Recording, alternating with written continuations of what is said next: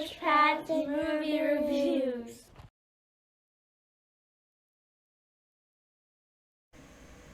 Hi everyone, Average Pat here to sit to chat today about the new movie Terminator Dark Fate. This is touted as the return of James Cameron to the Terminator franchise to try to help put a spin on it that he intended to back in the days and to erase the bad taste from our mouth of Terminator Genesis. This movie, however, was directed by Tim Miller, who did Deadpool. He's a very good director, very good insight. However, this movie was a bit of a stretch. I grew up on the Terminator series. I love it. Arnold is a great cast, obviously, as a T-800. Linda Hamilton comes back for her role as Sarah Connor. We even get a flash of John Connor coming back. I mean, how could we not have John Connor in the Terminator series? Mackenzie Davis plays a role of Grace, someone who's sent from the future to help protect Danny Ramos. Her portrayal was done by Natalia Reyes.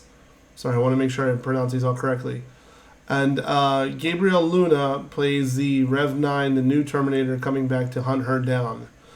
And now, if you're familiar with Agents of S.H.I.E.L.D., the television series, Gabriel Luna played Ghost Rider in that as a Robbie Reyes version of Ghost Rider. Did a quite exceptional job in that. Really, it stoked a lot of people's interest in the whole storyline of it a lot more. Was supposed to be a series that was coming out on Hulu, and unfortunately, the Ghost Rider series was canceled. He jumped to make this movie because of the prestige of doing a Terminator movie, but also being able to do it with Arnold and Linda Hamilton coming back. The problem is it took too much turns, too many reboots, too many restarts. Even with James Cameron writing a story for it, it's too much. It's kind of honestly, my thought was great. It's a lot of action, a lot of blow up scenes, kind of flashbacks to Terminator 2. There's a helicopter chase scene. There's some incredible visuals of inside an airplane while the plane's losing altitude and weightlessness, and really neat, insightful, crazy camera angles that Cameron is behind because he's always willing to push the edge and do all that. Tim Miller directs it quite well. The cinematography picks it up very well. However, it just seems too much. There's no real need for this movie to have been made. And unfortunately, that's very apparent. The overall idea of the story is Terminator 2 did stop everything. Linda Hamilton's character did stop everything. However, a new version of the same exact story happened. There's a different type of company. It's no longer Skynet. It's no longer the Terminators now. They're the Rev series. And it's still humans get annihilated. Makes you wonder if we should even bother with technology anymore. Like, everything we do, we're going to wind up trying to kill ourselves anyway.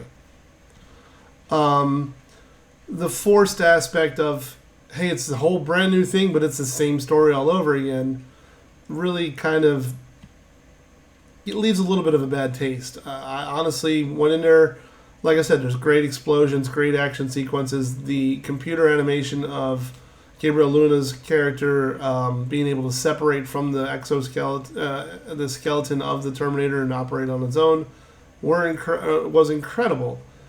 The one thing that I automatically did question, though, was in Terminator 2, the T-9000 was unable to replicate the complex working mechanisms of a gun. He was able to turn his body into whatever shape he wanted. He was a liquid version, but he was unable to make a gun. This new one was able to make a gun without any explanation as to how that's possible. So it didn't really explain how he was able to now that they weren't before. That being said, the fact that he is able to make complex mechanisms and make guns really makes you wonder, why didn't you just make a gun half the time instead of putting your arms into swords and trying to fight people hand to hand? Just shoot them. It worked for Indiana Jones in his scenes. Little things like that kind of, it doesn't make much sense. It made the story go, it made it look neat, but it didn't really make as much sense in my opinion. Other people may disagree. They might think this is a great return to what it was. However, the box office really disagrees. It's been an abysmal start for it. I believe it only pulled in 128 million so far, and it cost over 190 to make. So it's looking at losing money unless it has a really big influx from everywhere else. But I think most people are going to see it and like, okay, it's Terminator. There's nothing really new about it. It's the same story rehashed in a different twist, but it's the same story. And unfortunately, I think that comes back to bite it in the backside. Yes, it's neat that Cameron's back and he puts his twist on it and he does all of his unique, let's make the story great, let's bring it back to where it came from, but it's not enough. There were so many different twists and turns in the other movies that were after T2, Terminator 3, and again Genesis, that this is just laughable at some points where it's like, well, okay, yeah, we didn't see that coming. We didn't see this person getting back up. We didn't see that person getting back up. We didn't see the, the broken arm of the one character or the, self-sacrifice of other ones or people trying to do what they think they need to. And it's unfortunately the same story just rehashed. Overall, like I said, visually, it's nice. The graphics are incredible. The cinematography is great. The CGI is very, very smooth. There's not very many moments where you're like, ooh, wow, that's really too blurry or too fast or they didn't do a good job. CGI is smooth. It's part of the reason it costs a fortune to make, I'm sure. However, overall, I'd only give this a 2 3/4 out of 5. It's the same story rehashed, and we needed something new. We needed to make a different twist to have it more resounding, more heartfelt, more celebratory of Linda Hamilton coming back and being paired up with Arnold again. And unfortunately, I think it dropped the ball very big time. Again, 2 3/4 out of 5, and that's, in my opinion, that's honestly being generous. Definitely wait until it comes out on video or on DVD or streaming, whatever you want. Don't waste your time at the theaters. If you appreciate this review, you like this review, please make sure to like it on Facebook, subscribe to my YouTube page, click the little subscription bell, the little icon there. That way you get notified whenever I have any new reviews. I got a couple more coming out that I'm trying to catch up on my backlog on. Still trying to figure out my new Premiere Pro.